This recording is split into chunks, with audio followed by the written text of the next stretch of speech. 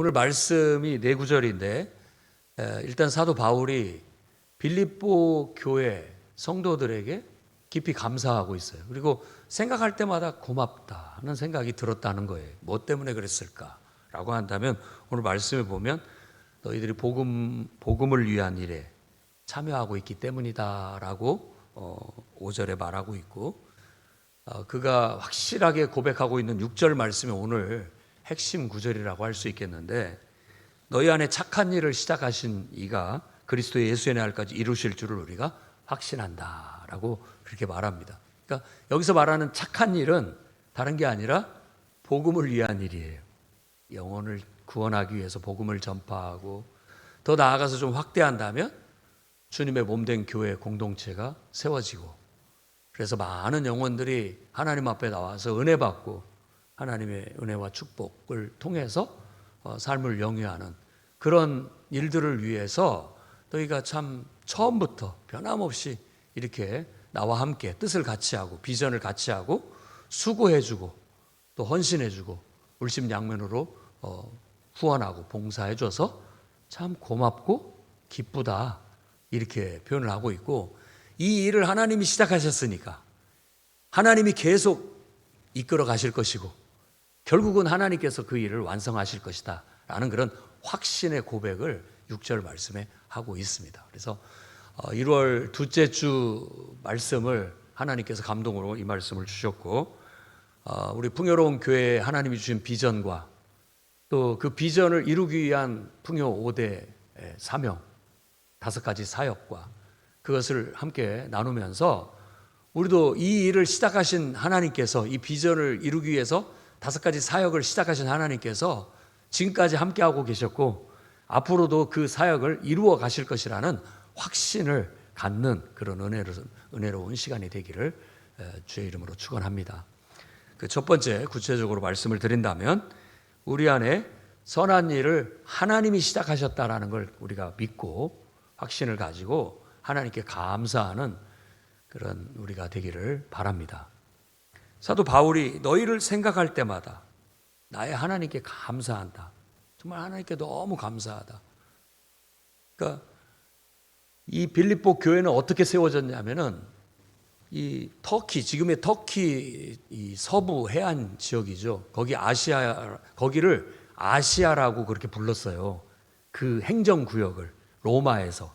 그래서 아시아가 이제 그 동쪽을 다 지칭하는 용어가 돼서 지금 우리까지도 아시아라고 그렇게 부르게 되는 거죠. 근데 그 아시아에 에베소 교회를 중심으로 해서 7개의 교회가 있어요. 그게 요한계시록에 나온 교회죠.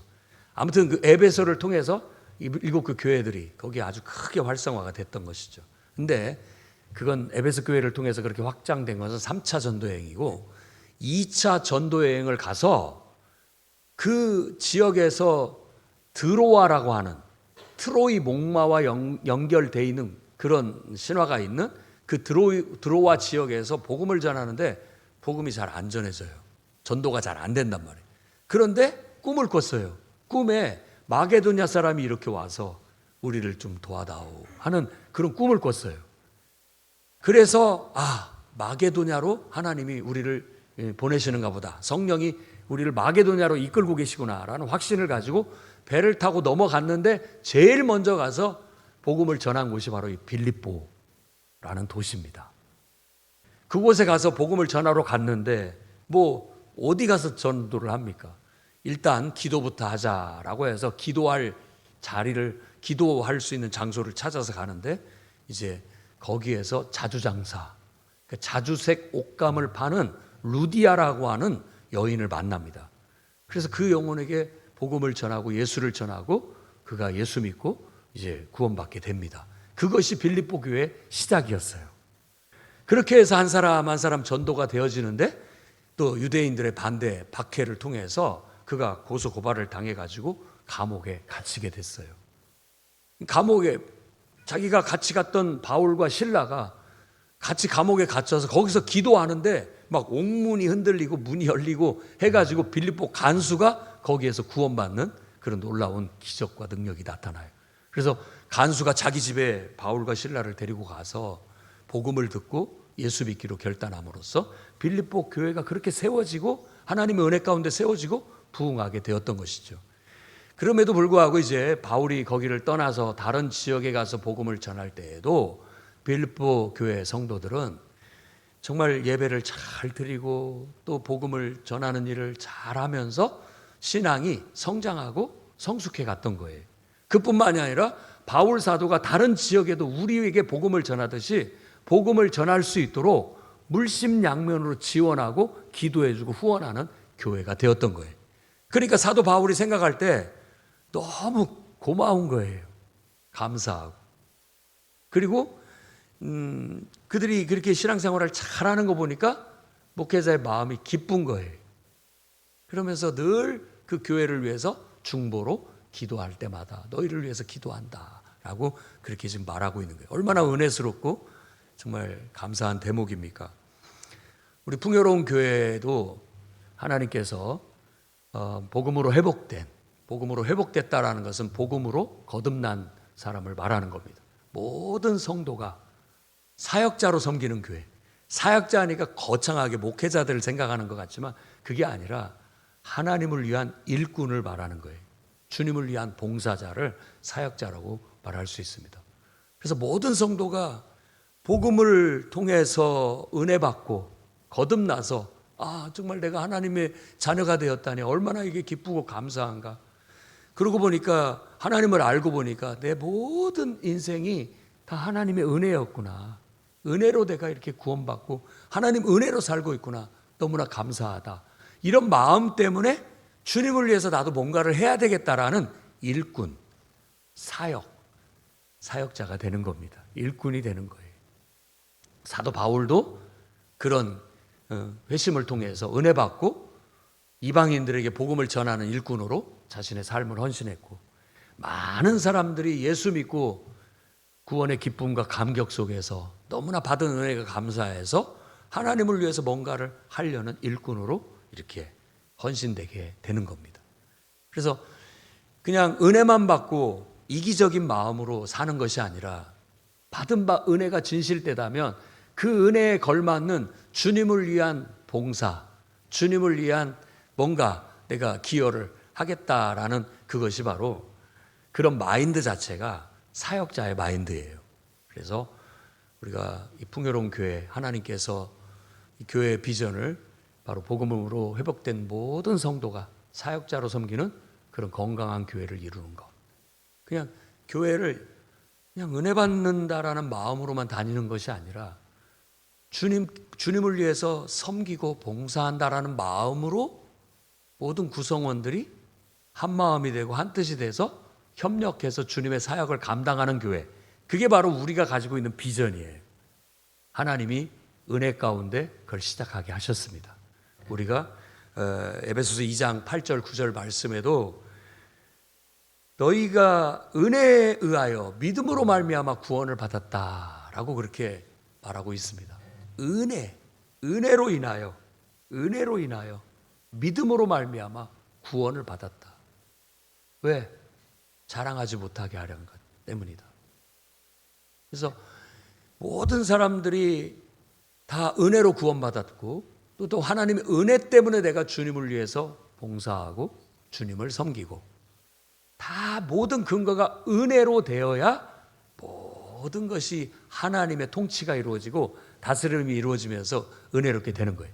빌립보 교회가 세워진 것도 하나님의 은혜로 세워져서 하나님이 은혜로 역사해서 믿는 사람들이 하나씩 더해지고 정말 주님의 몸된 공동체를 이루어서 주님이 주신 사명을 감당해 나갈 수 있었던 것처럼 우리 풍요로운 교회도 하나님의 은혜로 말미암아 어느 날 세워지게 됐고 그 은혜로 말미암아 주님이 우리에게 비전을 주시고 그 은혜를 이루기 위해서 5가지 사명을 주셨습니다. 그래서 모든 교회는 이 5가지 사명에 다 공통적으로 공유하고 있습니다. 첫째는 복음을 전하는 사역이에요. 가장 저는 중요한 사역이라고 생각합니다. 우리는 이걸 풍요 5대 사명이라고 말하고 있습니다. 그래서 첫 번째 사명이 복음을 제시하여 자존감을 회복시키는 것. 그러니까 한 영혼을 하나님의 자녀라는 자존감을 갖도록 만들어서 하나님의 자녀가 되게 회복시켜 주는 거예요. 거듭나게 해주는 거. 그걸 복음을 전하는 거예요. 그래서 우리는 복음을 전하기 위해서 때때로 전도 집회를 하기도 하고, 또 이제 전도팀을 구성을 해서 수요 중보 기도 후에 전도지를 나눠주기도 하고, 때로는 붕어빵을 구워 팔면서 전도지를 나눠주기도 하고, 때로는 뻥튀기를 튀겨가지고 봉지에 몇 개 담아가지고 거기에 교회 라벨을 붙이고 가서 전도지와 함께 저 세롬동 상가 중심에 가서 나눠주기도 하고, 또 많이 제약을 받습니다만 아파트 단지에 이렇게 어떤 음식물 쓰레기 봉지에 전도지를 담아서 쓰레기 봉지도 하나 나눠주면서 또 전도지도 전달해주는 그런 일들도 하고 복음을 전하는 일을 합니다. 근데 그것만이 아니죠. 우리 모든 성도들이 있는 처소에서 내가 하나님을 잘 섬기면 저 사람은 예수 믿는 사람인가 보다 라고 느끼기만 해도 내가 지금 복음을 제시하고 있는 거예요. 나는 살아있는 전도지죠. 그냥 삶에서 저 사람 예수 믿고 참 늘 기쁘고 행복하고 보람되게 삶을 잘 사는구나. 나도 정말 종교를 갖는다면 나도 저렇게 예수 믿고 싶다. 저 사람처럼 믿고 싶다. 이런 마음이 들게끔 살아가는 것 자체도 내가 복음을 전하는 일이라고 볼 수 있죠. 그래서 내가 속한 어떤 직장이 됐든 사업장이 됐든 또 인간관계를 통해서 어떤 것을 통해서든 우리는 그리스도를 증거하는 그런 삶을 살아가게 되는 거죠. 이런 일을 하는 것이 주님의 일꾼으로서의 삶을 살아가는 거예요. 성도로서 하나님의 일꾼으로 살아가는 거예요. 우린 구원받았고 은혜 받았는데 바로 그런 일들을 위해서 우리가 세움을 받은 겁니다. 풍요로운 교회에도 또 모든 성도들도 이 비전을 우리가 함께 공유하고 기도하면서 실천하는 삶을 살아야 되겠습니다. 우리 교회에서 두 번째로 또 다 중요합니다만은 중요하게 생각하는 5대 사역 중에 하나가 바로 예배 사역입니다. 예배 사역. 어쩌면 우리가 거기에 많은 공을 들이고 있는지도 모르겠습니다. 예배 사역을 위한 헌신자들이 많거든요. 그러니까 예배를 통해서 우리는 하나님의 임재를 경험하고 하나님의 은혜와 축복을 받는다고 믿어요. 예배는 우리에게 어떤 하나님의 은혜와 축복을 공급받는 통로예요. 그래서 이게 너무나도 귀한 사역이라고 생각을 합니다. 지친 영혼들이 오늘 기도자가 기도한 것처럼 예배 참여해서 치유되고 회복되고 위로를 얻고 용기를 얻고 또 때로는 삶에 필요한 지혜도 얻고 또 삶에 필요한 하나님의 은총을 입어서 기적과 능력이 나타나서 막힌 문이 열리기도 하고 형통하기도 하는 모든 그 은혜와 축복의 통로가 예배를 통해서 이루어지는 거라고 우리가 믿어요. 그러니까 예배를 우리는 굉장히 정성을 들이고 공을 들여서 정말 마음을 다하고 뜻을 다하고 힘을 다해서 예배를 드리려고 노력을 합니다. 그리고 그 예배를 위해서 수고하는 사람들이 많아요. 봉사자들이. 일단 설교자도 그렇고 또 찬양을 이끌어주는 인도자도 그렇고 반주자도 그렇고 방송을 담당하는 분들도 그렇고 영상을 담당하는 분들도 그렇고 안내를 담당하는 분부터 시작해서 주차봉사 기타 등등의 모든 것들이 모든 사람이 예배를 참여해서 은혜 받을 수 있도록 적극적으로 돕고 협력하는 그 일을 하는 거예요. 그러니까 마르다의 사역을 하고 있는 것이죠. 얼마나 중요한 사역인지 몰라요. 예배가 우리에게 필요적절하게 은혜가 되고 그것이 우리의 삶의 축복의 통로가 된다면 성도들의 삶이 저는 정말 형통하고 하나님의 은총이 넘치고 다 잘 되리라고 믿습니다. 그랬으면 좋겠어요. 우리가 풍요로운이라는 이름을 가진 것도 하나님의 임재의 풍요로움이요 그 은혜의 부요함을 나타내는 거거든요. 그래서 그 은혜의 부요함이 삶에 다 임하고 한 영혼이 그 은혜로 부유해지게 된다면 삶이 더 넉넉해지고 여유로워지고 더 평안해지고 기쁨이 넘치는 삶이 될 거라고 믿기 때문에 풍요로운이라는 그런 단어를 가지고서 우리 교회 공동체의 이름을 짓게 된 것입니다. 이 모든 것이 예배를 통해서 가능해진다라고 믿고 있어요. 그래서 너무 많은 예배로 지쳐서 예배가 은혜가 안 되고 스트레스가 된다면 예배를 줄여야 됩니다. 모임을 줄여야 되겠죠. 안 그렇습니까? 뭐 일꾼들이 지쳐가지고 너무 많은 잦은 예배로 인해서 만일 피곤해하고 지친다면 그건 은혜가 되지 않기 때문에 목적에 맞지 않게 되겠죠. 그러나 또 정반대로 너무 예배를 안 드려서 은혜를 받지 못하는 것도 문제예요. 그렇죠. 적당한 예배를 통해서 기도의 은혜가 있고 말씀의 은혜가 있고 우리가 뭔가 막 하나님의 성령의 충만함을 느끼고 그 속에서 내 영혼이 기쁨을 얻고 그 속에서 내 영혼이 정말 만족함을 얻고 그것이 또 연쇄적으로 작용이 일어나서 내 가정에도 은혜가 임해가지고 가정이 행복해지고 화목해지고 그게 은혜가 임해서 내 직장 생활도 행복해지고 화목해지고 사업장도 번창하고 이렇게 된다면 이게 정말 우리의 예배 사역의 목적을 이루는 거고 그게 잘 되는 거라고 볼 수 있어요. 그래서 우리 모두가 정말 예배 사역을 이 사명을 잘 감당해서 그 목적을 달성해서 나가기를 바랍니다. 이게 바로 우리 부름의 상을 향해서 전진해 나가는 방향이에요. 방향을 잡아주는 겁니다. 세 번째 사역은 교육과 훈련이에요. 우리 풍요로운 교회는 성경 교육을 합니다. 교회는 다 성경을 가르치죠. 성경을 가르치는 곳이 교회예요. 다른 좋은 양식을 줄 수 있는 도서들이라든지 또 실용적인 도서라든지 얼마든지 세상에 많죠. 강연도 많고. 그러나 교회를 오면 성경을 배워야 됩니다. 교회의 특징은 성경을 가르치는 곳이니까 어려서부터 성경을 읽고 배움을 받고 그 성경을 읽고 묵상하면서 성경의 사상과 성경의 가치관이 자기의 신념이 돼서 그 안정된 검증된 그 신념 속에서 자기 인생을 세워가도록 지도하고 가르치는 일을 하는 것이죠. 그래서 따로 시간을 내서 성경을 공부하는 성경 파노라마를 통해서 성경 교육을 받는 것도 있고 그리고 일상적으로 우리가 매일 성경을 한 장 읽음으로써 성경 교육을 지속적으로 해나가고 있습니다. 풍요로운 교회는 성경을 한 장씩 매일 읽도록 지금 이제 26년도 성경 읽기 그 표도 나눠드리고 있고 이제 2026년도 매일 한 장씩 읽는 거예요.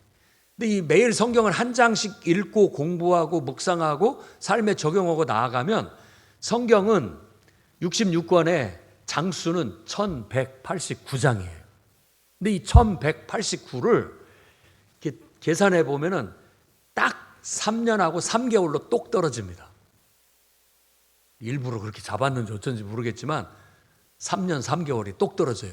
예수님의 연세가 33세. 딱 떨어져요. 3년 3개월.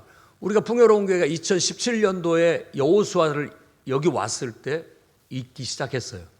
한 바퀴 돌고 두 바퀴 돌고 지금 세 바퀴 돌고 있어요. 세 바퀴째. 그래서 지금 우리가 마태복음에 와 있습니다. 이제 신약 성경은 금방 끝나니까 끝나고 다시 여호수아 가면 세 바퀴를 도는 거예요. 그럼 세 바퀴를 도면 3년 3개월, 3년 3개월 세 번을 하기 때문에 거의 10년 가까이 되는 거예요.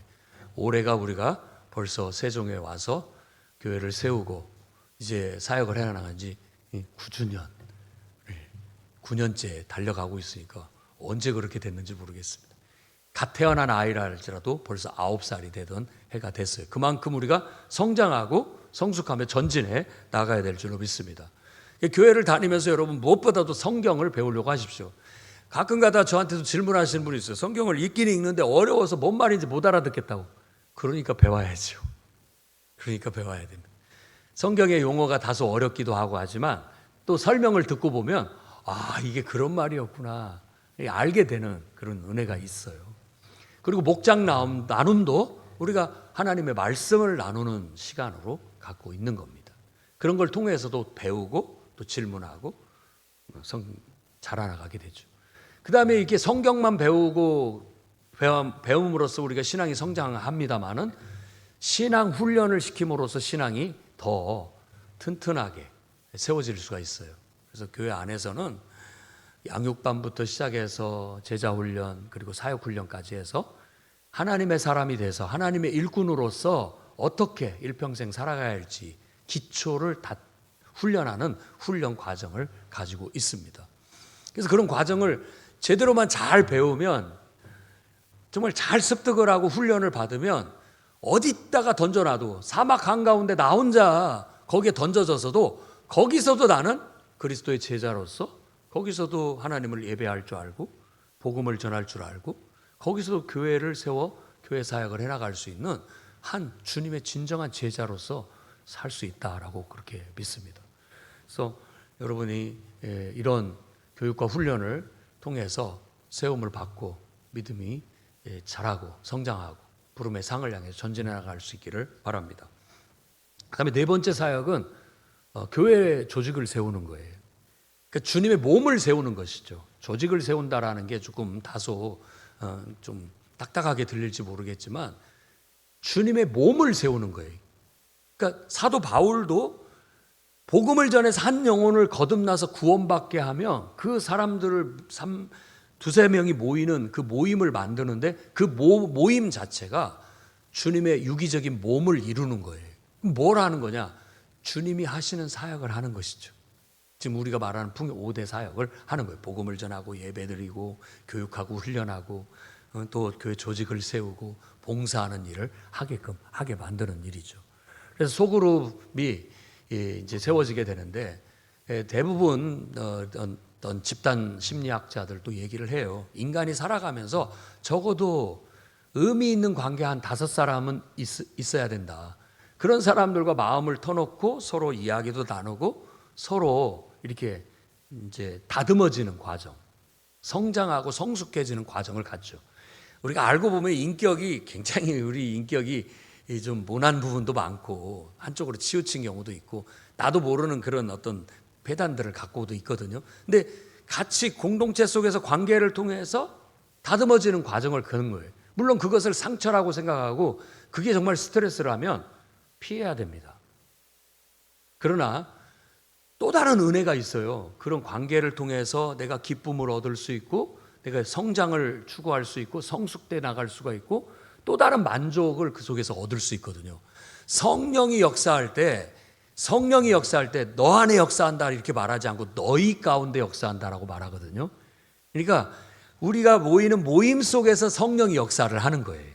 그래서 깨달음을 얻기도 하고 우리가 더 성장하고 성숙해 갈 수 있는, 내가 보지 못하는 부분을 볼 수 있게도 만들어주고 또 다듬어지고 성장할 수 있게 만들어주는 게 이 소그룹이에요. 그래서 유초등부도 소그룹 목장이고요, 청소년부도 소그룹 목장이고 청년부도 소그룹 목장이고 장년부도 다 소그룹 목장이에요. 그렇게 부부 목장으로도 모일 수 있고 또 싱글로도 모일 수 있고 뜻이 맞는 어떤 취미나 어떤 것을 통해서도 모일 수 있어요. 여건이 맞는 사람들끼리 이렇게 모여서 적어도 나 말고 좀 정말 함께 기도해 줄 수 있고 어려움을 나눌 수 있고 하나님 말씀을 나눌 수 있고 신앙 안에서 성장하고 발전해 나갈 수 있는 그런 뜻깊은 관계, 영적인 그런 관계를 유지하면서 삶을 영위해 나가는 것, 그것도 우리에게는 아주 필요한 일이어서 이 교회 조직을 세우는 것, 소그룹을 세워서 그리스도의 지체로서 각각 기능하고 역할을 할 수 있도록 만드는 사역도 아주 중요한 우리 풍요로운 교회가 가져야 할 5대 사역 중에 하나입니다. 그리고 마지막으로가 다 은혜를 받은 사람들이 각자의 1인분씩 각자가 하나님께 받은 은혜대로 봉사하는 삶을 사는 거예요. 교회 안에서도 봉사하고 밖으로도 봉사하는 것이죠. 그래서 그렇게 살아야 됩니다. 저도 경향신문에서 이런 기사를 봤는데 관계 디톡스? 그런 많은 사람들이 요즘 너무 잦은 SNS로 인해서 그 피곤해하는 경향이 나타나고 있다라고 그래요. 그래서 어지간하게 덜 의미 있는 그런 SNS는 그냥 가감히 탈퇴하고 자르는 그런 일들이 일어나고 있다라고 해서 많은 사람들이 공감을 받는 말이 있는데 장점이 있고 단점이 있습니다. 그러니까 오히려 너무 많은 그런 막 널어놓은 그런 SNS를 통한 소통이 오히려 별 의미도 못 느끼고 피곤하게만 할 수도 있다라고 그렇게 지금 여기고 있다라는 거죠. 의미 있는 관계 그룹, 내 삶에 가치가 있고 내 삶의 성장과 성숙 그리고 삶을 나누고 기쁨과 평안을 얻을 수 있고 어떤 만족을 얻을 수 있는 것 소수만 가지면서 삶을 살아가려고 하는 그런 정리가 좀 요즘 들어가고 있다, 이런 내용이었어요. 근데 그런 면에 있어서는 어느 정도 우리가 긍정적으로 볼 수 있고 공감할 수 있는 바잖아요. 그러니까 교회 소그룹이라는 것을 여러분 삶에 좀 우선순위를 뒀으면 좋겠어요. 어려울 때 같이 기도해 줄 수 있고 또 삶을 나눌 수 있고 뭔가 영적으로 충족될 수 있는 그런 소중한 모임이 여러분 교회 안에 조직 속에서 이루어질 수 있는 소그룹 모임이라고 할 수 있겠어요. 근데 나는 그 정말 주일 그날 그 금요 예배 때 우리에게 주신 누가복음 말씀인데, 물론 모든 복음서에 다 나타나 있는 말씀입니다. 안식일이 사람을 위하여 있는 것이다. 사람이 안식일을 위해서 있는 건 아니다. 예수님의 말씀이었죠. 그러니까 이런 모든 프로그램이나 이런 모임이나 이런 모든 것들이 다 우리가 하나님의 은혜를 입고 축복을 얻고 그 속에서 기쁨과 또 성장과 성숙과 만족을 추구하는데 도움이 되기 위해서 만들어진 거예요. 그런데 그것이 나한테 완전히 나에게 마이너스를 가져다 주고 영적으로 다운시키고 침체시키고 또 막 스트레스가 되고 막 이게 고통이 된다면 그럴 경우는 삼가해야죠. 그러라고 그게 있는 게 아니니까. 목적이 아니에요. 맞지가 않는 것이죠. 그게 맞지 않은 거예요. 그런데 여러분들이 또 다르게 정말 하나님의 성령의 인도함을 받고 정말 내가 영적으로 좀 성장해야 되겠다, 성숙해야 되겠다, 내 삶에도 혼자 사는 것이 아니라 하나님께서 보내주신 몇몇 사람들과 영적인 깊은 교제와 나눔, 그리고 서로를 위한 기도, 적어도 그렇게 기능하고 살아가야 되겠다라고 생각한다면 다소 좀 거기에 리스크가 있다 할지라도, 혹시라도 모르는 정말 상처를 받는 거라든지 서로 관계가 틀어지는 거라든지 이런 두려움도 있을 수 있지만, 우리가 지켜야 할 것들을 지키고 또 서로 사랑하는 마음이 있고 거짓 없는 사랑으로 서로 사랑하고 형제로 진정으로 서로를 위해서 기도해주고 마음을 열고 다가가게 된다면 가족보다도 더 소중한 영적 가족을 얻게 되고 또 더 그 속에서 진정한 성장과 성숙을 이루고 충족됨을 얻게 될 거예요. 한번 여러분들이 그 귀한 사명을 하나님께서 우리에게 시키신 일이다라는 걸 알아야 됩니다. 홀홀 단신 내가 독립적으로 하나님을 섬길 수도 있습니다. 그런데 제한적이에요. 거기서 얻을 수 있는 은혜와 그것을 통해서 성장하는데 성숙하는데 한계가 있어요. 그래서 하나님은 우리를 지체 속에 두게 하시고 그 지체 속에서 기능하고 역할함으로써 성령이 역사해서 우리의 삶이 다듬어지고 성장하고 성숙되게 해놓으셨다라는 걸 우리가 깨닫고 나아갔으면 좋겠습니다. 그래서 그 속에서 우리가 마지막으로 이룰 수 있는 것은 정말 받은 바 은혜의 1인분의 각자의 봉사예요. 할 수 있는 만큼 하는 거예요. 무거운 짐이 되지 않기를 바라고 기쁨으로 감사함으로 할 수 있는 것이 돼야죠. 그래서 봉사를 하는 사람도 정말 내가 이렇게라도 할 수 있어서 감사하다, 기쁘다. 그리고 그걸 지켜보는 사람도 저분들이 저렇게 섬겨주셔서 저렇게 봉사해 주셔서 너무 오늘 말씀처럼 사도 바울이 빌립보 교회 성도들 때문에 하나님께 감사했고 그 마음에 기뻐서 그들을 위해서 기도하게 된다라고 말한 것처럼 우리가 그런 교회를, 그런 분위기를 이루어 나가야 되겠습니다. 이 속에 사탄이 역사해서 서로 시기하고 질투하고 어떤 이런 것들이 끼지 않기를 정말로 바랍니다. 순수한 것은 우리가 정말 얼마나 이게 귀한 거예요. 저도 여러분 때문에 감사합니다. 이렇게 와서 예배에 참여해 주시고 그것만으로도 감사하죠. 그런데도 또 와서 더 일찍 오셔서 찬양으로, 반주로, 방송으로, 또 안내로, 주차 봉사로, 또 식당 봉사로 이렇게 봉사해 주는 게 너무 감사해요. 그러니까 하나님께 감사를 드리고 영광을 돌리게 되죠. 그리고 기쁜 마음에서 그분들을 축복하는 중보 기도를 해줄 수가 있게 되는 거잖아요. 다 그런 거죠. 여러분들 또 봉사하는 사람들 보면 뒤에서 뒷짐을 딱 지고 혹은 팔짱을 딱 끼고 왜 저 모양이야? 왜 저것밖에 못해? 이러질 사람은 없잖아요. 다 수고하는 것 때문에 너무 감사하다, 참 기쁘다, 내가 저분들을 위해서 기도해 줘야 되겠다, 이런 마음이 들잖아요. 그런 게 서로 각각이 생명의 관계 속에서 서로 기능하고 있는 거예요. 기능하고 있는 거예요. 그래서 함부로 평가하거나 판단하거나 비판하지 않고 정말 순수하게 이 밑바탕에서 겸손하게 생각해 본다면 다 고마운 일이에요. 하나도 빠짐없이 고맙고 감사한 일이에요. 찬양으로 봉사해주고 또 여러 가지로 이렇게 애써주시고 수고하고 여러분 지체로서 기능해주는 게 너무 감사해요.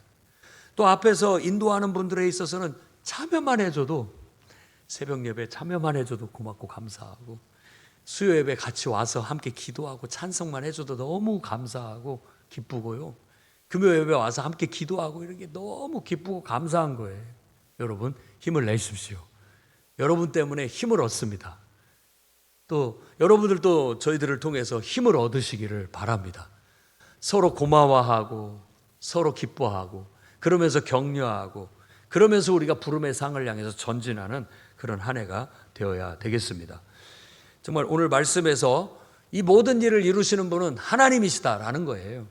하나님의 은혜로 시작해서 은혜로 하나님이 진행되게 하실 것이고 결국은 하나님께서 그 은혜 가운데서 완성되게 하실 때까지 하나님이 이끌어 주실 것이다. 저는 그렇게 믿습니다. 사도 바울이 고백한 것처럼 우리도 그렇게 믿고 우리가 각각이 자기 있는 위치에서 서로 정말 하나님이 주신 역할을 잘 감당해서 서로 격려하고 힘을 내서 부름의 상을 향해 전진하는 한 해가 되기를 주의 이름으로 축원합니다. 기도하겠습니다. 거룩하신 주님, 세종 풍요로운 교회 이렇게 참여해서 예배드리고 또 함께 은혜를 나눌 수 있게 해주셔서 감사합니다.